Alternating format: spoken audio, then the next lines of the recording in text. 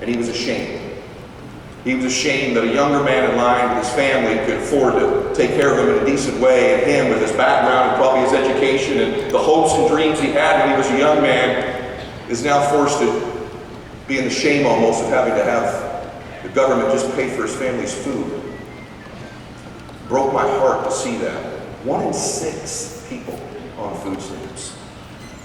What about us? Think 1 in 6 of us in here are on food stamps? Well, let me tell you. What do you think the odds are if you make it $50,000 a year? How many of you like to think about this for a minute? You start a business here. Let's talk about business for a minute. You start a business here with very little capital out of your pocket, don't you? Yes or no? Yeah. You're not borrowing $400,000 out of your house. You don't have to quit your job to start here necessarily. You don't have a long line of payroll or workman's comp or employees, or you don't have to cut your own check. We handle all the back office, all the platform stuff, all the contract negotiation, all that kind of stuff. So if you start a normal business, you're borrowing $400,000, $500,000, $600,000, $700,000, $800,000 to start the thing, aren't you? Not in WFG. It's the greatest business platform in the world. You have to go through all that. By the way, it might be good you did, because maybe some of you take it more serious. If you had your mortgage on the line, if you had $500,000 on the line, maybe you'd show up in the morning, hustle on. But you don't have to do that here. But guess what? Just in your mind, I wonder what percentage of people here that are full-time make $50,000 a year. Because by the way, all your haters have told you nobody here really makes that much money. It's only the people at the top, right? Is that what they tell you, yes or no? Well, I'm here to tell you something. I think you're about to fall out of your seat. But you start a business, you go make $50,000 a year. Our full-time agents, we studied it. You ready for this? 1 out of every 2 make $50,000 a year in WFG. Say that's unbelievable. 1 out of every 2 people make $50,000 a year. Can you start a business anywhere in the world that has that kind of odds in your favor, yes or no? There's got to be a party sitting there going, what? All the full-timers in WFG, every other one's earning at least $50,000 a year, didn't have to borrow $500,000 to do it. That's incredible. Well, what about 6 figures?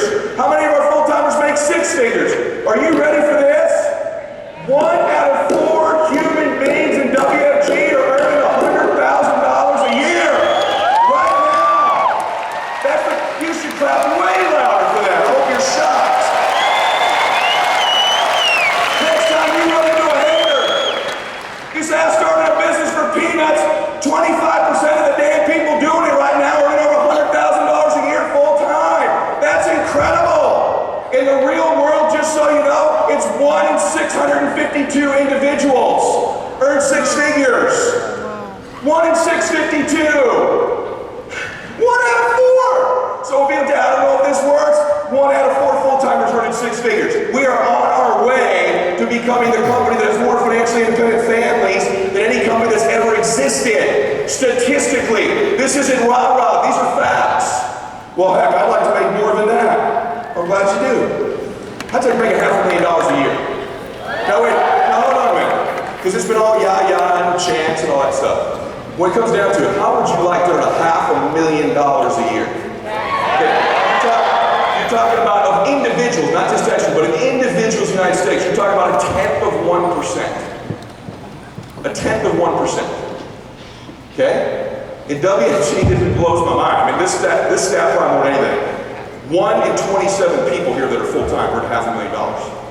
1 in 27. So you can basically, if you're wondering whether this is going to work, look at the row you're sitting in, and look at the 3 rows around you, and one of you suckers is going to make $500,000 a year here. Is that staggering? Is that incredible? That's the odds of you winning. I like those odds. Now, hey, how about I can see people like literally their jaws are open. Even our veterans are like, really? Yeah, really? Really? $1 million a year. Let me just throw a number at you before I put it up. If you're in the real world, if you do anything other than WFG, okay?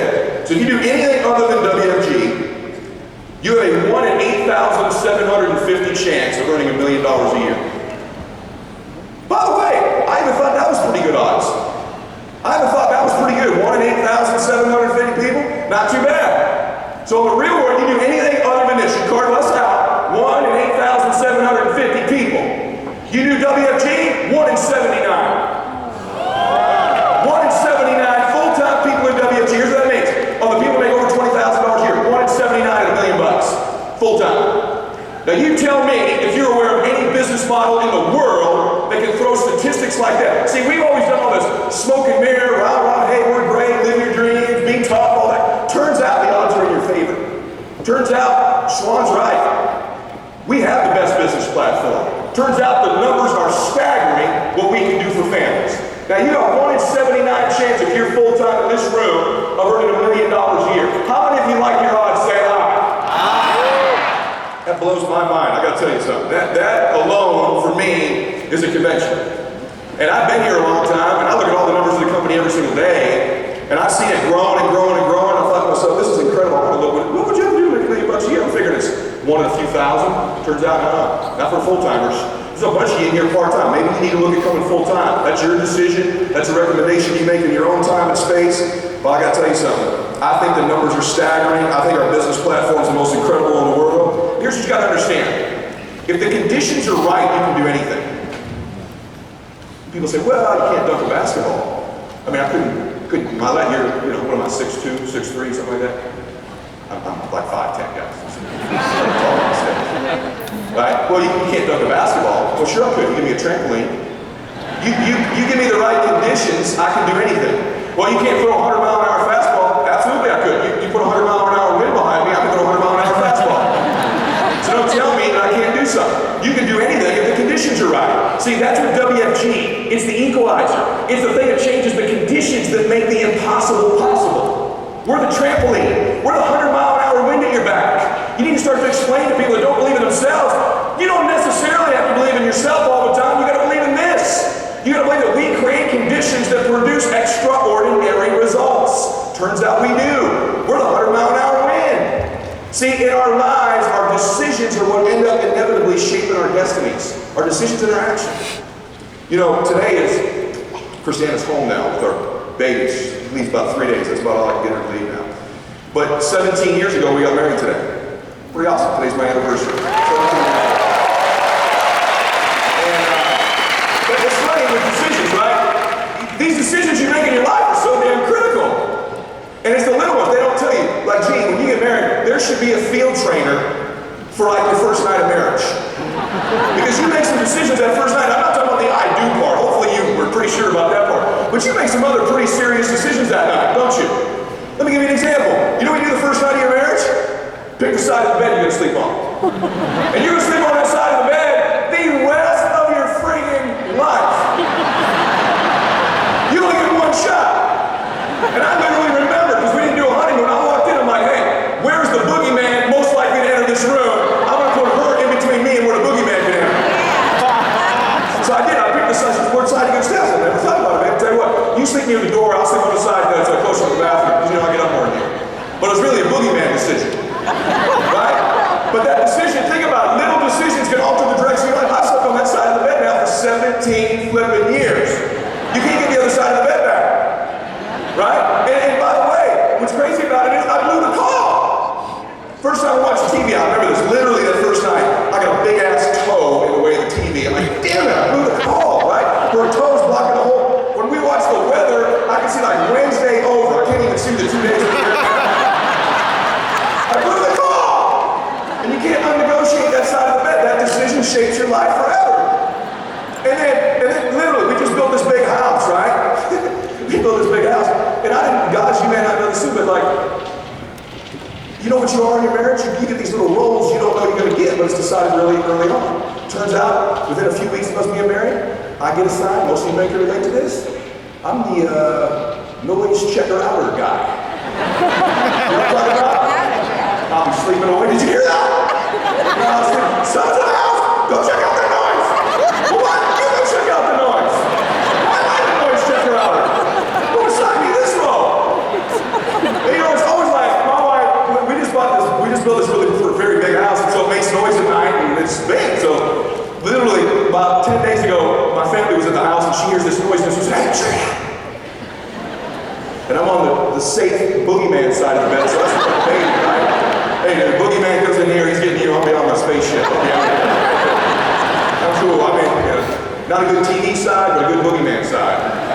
And so literally she goes, hey, did you hear that noise? I said, no. I was sleeping, babe. It's a new house. No, you need to go check out that noise.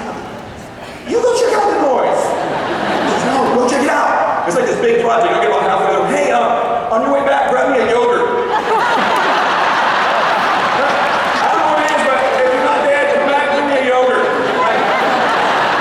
I don't think I'm a noise shaker out or get you a yogurt in the middle of the night guy, right? Get you a yogurt, I might be dead in 5 minutes. I don't even think these noises exist. I just think she wants a yogurt. I just say, hey, you hear that? Nothing, right? No, what was it? She just wants to get a yogurt. But these decisions shape your life. Even little ones, like what side of the bed you end up sleeping on, right? So for you, I want to talk to you about some decisions I know that people have made in this company. There's a good breeze blowing up here. We have a million stories in WFG of families we've helped. We could pick any story. I hear stories constantly. It touches my heart. It's what keeps me in the game in WFG. It's what keeps me passionate about it. But I was at an event. I want to tell you a story that I think personifies both our business opportunity and our crusade in one story, in one family. I was at an event this last year. Riel screwed me. I had to follow Yvonne speaking. Yvonne Fanya. I said it pretty well there. And I heard this story, my wife and I did, and we talked about it all that night. And I thought, if I get a chance to tell this story, I want to tell you it, because I think Yvonne personifies what WFG is all about. I just want you to picture this, because maybe you relate to Yvonne a little bit. Maybe you relate to this story. Maybe you can see people you know in this story or people you could help. But Yvonne worked at a bank for 30 years. 30 years. And she was stressed all the time. I'm not going to get through this, I can already feel it, so.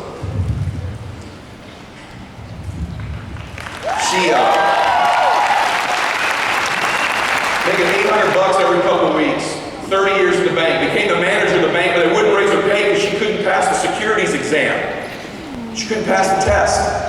And she was raising a great family with her husband, Guy. And then kind of a surprise happened when she was about 40. She had a surprise birth in Jeremy, which created a little bit more stress for Yvonne to have to take care of him and their daughter going to all these opera schools. And she was stressed out. She met Guy, her husband, at Reality Show's wedding. On the dance floor, actually. And they became madly in love after she saw Guy's moves there. And they raised this incredible family, but they were stressed. In fact, Yvonne got so stressed at one point, she was actually prescribed 3 prescription medications all at one time just to deal with stress and depression. She was so stressed out at that job. And finally, this guy, Cameron Michaud. You know who that is? You saw him speak last night. It all comes together. Gives her a call and says, hey, I need to talk to you about this business. And she told me, Cameron was stuttering when he called. She says, you know how hard it is to listen to a stutterer on the phone and you're not interested in what he's about to talk about? And she basically tells Cameron to take a hike. Don't call me. I'm not interested. I'm getting out of this industry. This industry's ripped me. I'm not made any money. I'm fatigued. I'm stressed. Leave me alone. There was a problem, though. In the back of Yvonne's mind, she just had Jeremy, who's now 10 years old. He's this budding athlete, this budding baseball player. They got this old house they're in. They got 30 grand in debt. They got to fix a place. They got no money to fix it. She's stressed out at work. Guy's working for the government. He ain't making any money either. You know the story. But she blows him off. And blows him off and says, I mean, kind of in a mean way, too. Yvonne tells me she can be pretty gruff if she needs to be. But Cameron followed up and followed up. She finally calls him and she blows him off again and says, call me in 8 months. 8 months later, Cameron called her again. How many people have you not followed up with? How many people did you not call back? How many people did you not pursue? And Cameron calls her back and kind of goes through his deal. And she basically says no again, but he calls her back again. And she says to Cameron, literally she says, Cameron, do you swear on the Bible, if I come to this stupid meeting, you will never bother me about this again? That's what she says. You imagine, I want you to picture this. This mother with 5 kids, this 10-year-old, the house is falling apart. She's stressed out of her mind at work. People are quitting and going on leave all the time. She's getting prescribed medication that she wouldn't take for this stress. And this stuttering dude's following up with her left and right. So finally she goes to the BPM. She needed to see one meeting. She sees one meeting and says, I'm in. Tell me exactly what I need to do. Cameron says, I got good news for you. I'm really busy right now, so I'm going to assign you to my brother who's about to quit, who's 24 years old. She's 50 years old, totally accomplished, and he assigns her to Corey Michaud, who's on his way out the door if he's not careful. And she gets assigned him to Cameron and says, hey, I told you to be coachable. So she says, you know what, I'll be coachable. It took Yvonne 17 times to pass the exam.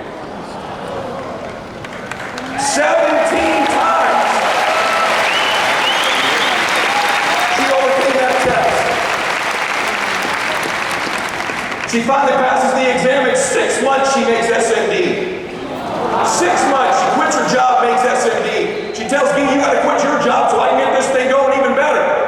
She goes on to make over $1 million so far in her career and take care of her family. They literally saved their family. She was able to do all the things for her children and put them in the best ballet school, best opera, best hitting coaches, best everything she could do. Took care of Guy, was able to completely change her life, going from $800 every 2 weeks to going to Hawaii, to passing that exam, to getting to SMD. She's one of these people who almost none of you know, that's one of these secret stories of WFG that are all over this room. That these haters, these dream stealers, try to take away you being Yvonne from you.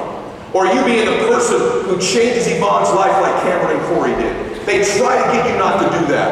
And there's these stories all, you see the Swans and the Myletts and the Follies and all their cash flow and all that. But then there's the Yvonnes of the world that are in WFG that have completely changed their lives. Wonderful people. Every night going across the kitchen table, serving families, making a difference in quiet ways. And it adds up to 6 figures. It adds up at one point to almost $180,000 a year.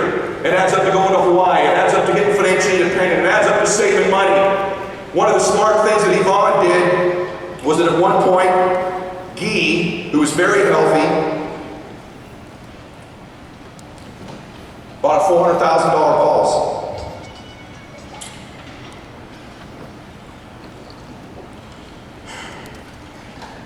And then later, he was ready to leave, he was so healthy. And then later he ended up buying another $400,000 policy as well. 6 months after getting ready to leave, Guy was diagnosed with cancer. While Guy was going through all of his treatments and battling cancer, Guy didn't complain. He wasn't that kind of a man. He made time for his children. He wasn't going to feel sorry for himself. His spirit and his conviction was an inspiration to their family. Guy battled cancer for 3 years. And that spread to his lungs and he became weaker and weaker. Ended up getting confined to a wheelchair. Here's the kind of guy Guy was. Jeremy, their son, is a world-class baseball player. Guy was in a wheelchair and in a lot of pain. And Guy would sneak away. Yvonne didn't even know it. Guy would sneak away so that he could do toss pitches to his son as he would practice in pain, just to make sure his son got the support that he needed, that he could be with his daddy and work with him. And he never complained about it. He was a wonderful man, Guy was. And unfortunately, Guy passed away last year. And in October, when Guy passed away, he was only 63 years old.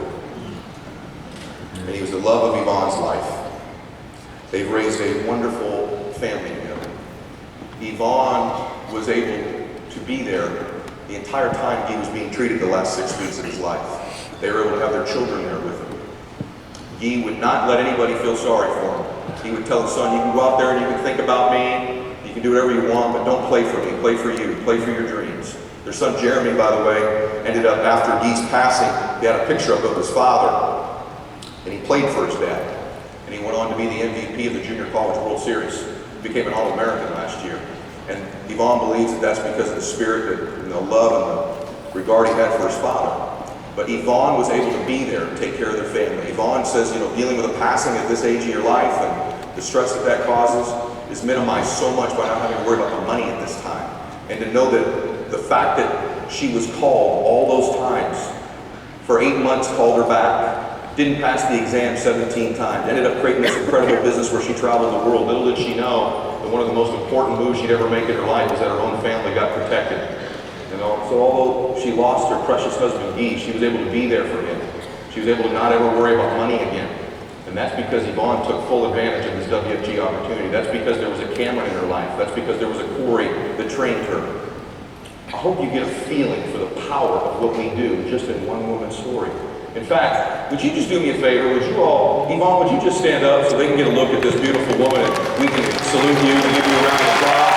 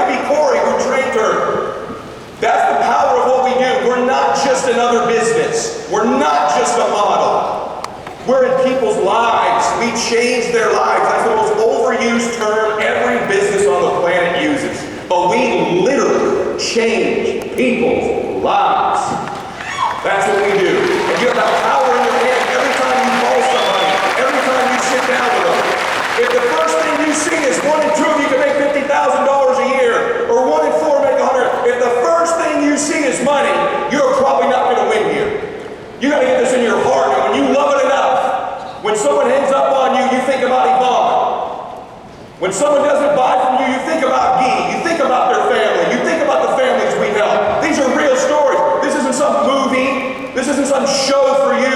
This is what you do. You're a part of this. That story, the little part of that story, you're a part of. A little bit part of that story you get credit for.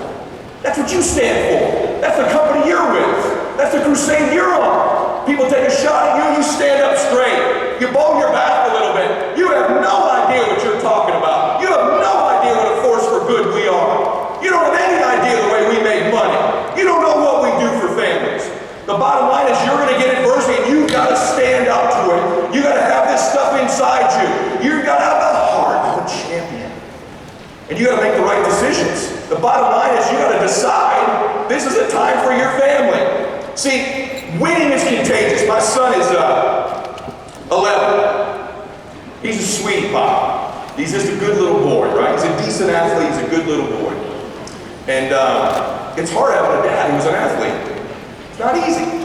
So Max is taking to golf. And I got him a golf coach, and we live in a nice neighborhood, so he'll hit balls with Fred Couples at night or Phil Mickelson. And he's got access to some good guys, right? He's a pretty lucky guy. But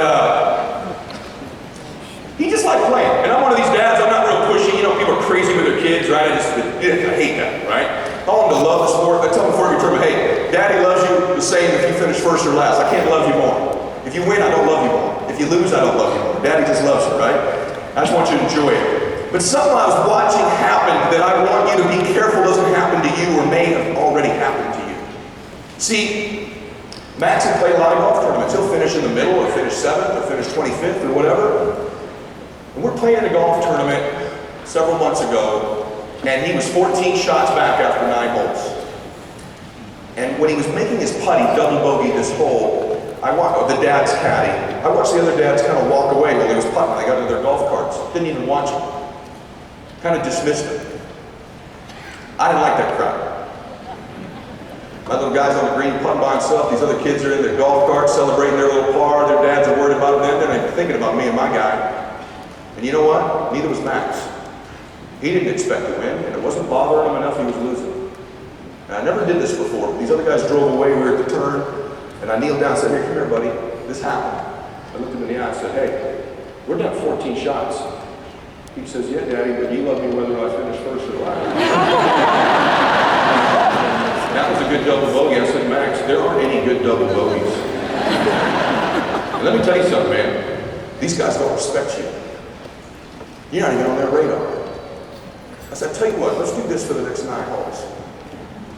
Forgive my language. Just put an ass whooping on these two. He